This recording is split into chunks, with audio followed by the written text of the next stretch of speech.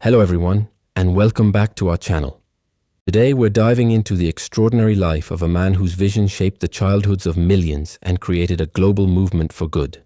We're talking about Robert Baden Powell, the founder of the Boy Scouts and Girl Guides. So grab your virtual neckerchief and let's explore the story of the man who taught the world to be prepared. Robert Stevenson Smith Baden Powell was born in London on February 22, 1857. Before he became the world's chief scout, he was a distinguished officer in the British Army. His military career, which spanned from 1876 to 1910, took him all over the British Empire, from India to Africa.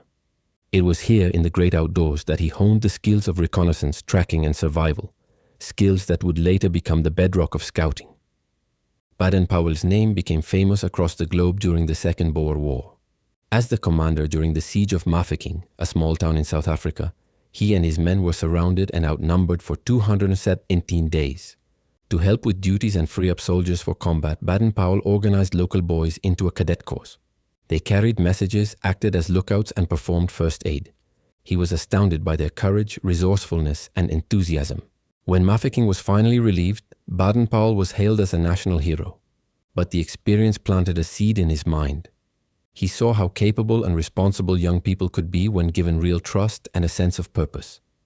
Upon returning to England, he was surprised to find that a military manual he had written, Aids to Scouting, had become a surprise bestseller among teachers and youth leaders. They were using his army scouting techniques to teach boys about observation and outdoor skills. This unexpected popularity gave him a brilliant idea. What if he adapted these concepts not for war, but for peace? What if he could create a program that blended adventure, fun, and character development? This led to a pivotal moment in 1907. Baden Powell organized an experimental camp on Brownsea Island, off the southern coast of England. He gathered 22 boys from different social backgrounds, some from expensive boarding schools, others from working-class city neighborhoods. For a week, he tested his ideas. The boys were divided into patrols, each with a leader. They learned camping, cooking, tracking, knot tying, and first aid. They played games, listened to campfire stories, and worked together as a team. The Brownsea Island camp was a massive success, proving that his method worked. The following year, in 1908, he published his ideas in a book called Scouting for Boys. It wasn't just a manual, it was an invitation to adventure. It was filled with practical advice, exciting stories, and a clear moral code based on the Scout promise and law. The book was an instant phenomenon. All over Britain, and soon all over the world, boys started forming their own scout patrols, inspired by the pages of his book. The response was so overwhelming that in 1910, Baden Powell retired from the army at the rank of lieutenant general to dedicate his life fully to the burgeoning scout movement. He founded the Boy Scouts Association in the UK that same year. But the story doesn't end there. At early scout rallies, Baden Powell noticed groups of girls showing up, calling themselves Girl Scouts. They wanted in on the adventure too.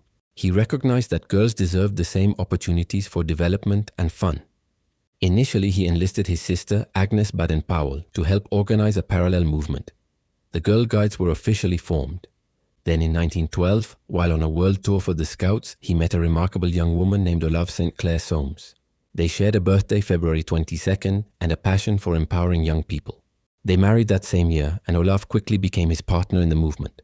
She took a leading role in the Girl Guides, eventually becoming the world chief guide. Together, they were a dynamic duo, traveling the globe to promote scouting and guiding, inspiring millions of boys and girls to become active, responsible citizens. The movement grew at an incredible pace. It crossed oceans and cultural divides, adapting to local customs while retaining its core values of duty to God, country, others, and self. Baden Powell's vision was for a worldwide brotherhood and sisterhood that could foster peace and understanding. He envisioned scouting as a game with a purpose. The fun of camping, hiking, and earning badges was the hook, but the real goal was character education, building self-reliance, leadership, and a commitment to helping other people at all times. For his immense contribution, Baden Powell was made a baron in 1929, taking the title Lord Baden Powell of Gilwell.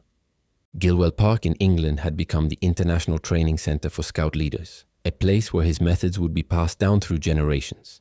He was affectionately known around the world simply as BP, or the Chief Scout of the World. In his later years, he penned other influential books like Rovering to Success, which guided young adults on how to navigate life's challenges. He and Olave retired to a small cottage in Nyeri, Kenya, with a stunning view of Mount Kenya. It was there that he spent his final years, writing, painting, and corresponding with scouts and guides worldwide. He passed away on January 8, 1941, and was buried in Nieri. His simple gravestone is marked with a circle with a dot in the center, a trail sign that means, "I have gone home." It remains a pilgrimage site for scouts from all over the planet. Today, Baden Powell's legacy is more vibrant than ever. The scout and guide movements he started are now active in over 200 countries, with a membership of more than 50 million people.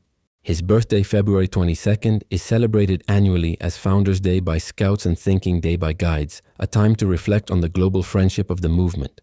Perhaps his most enduring message is found in his final letter to the Scouts, a message of optimism and service. He wrote, "Try and leave this world a little better than you found it."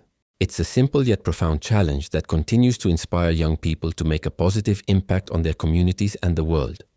From a decorated soldier to the founder of the world's largest youth movement, Robert Baden-Powell's life is a testament to the power of a single great idea. What do you think of Baden-Powell's legacy? Were you ever a scout or a guide? Share your experiences and memories in the comments below. We'd love to hear your stories. Thank you so much for joining us on this journey today.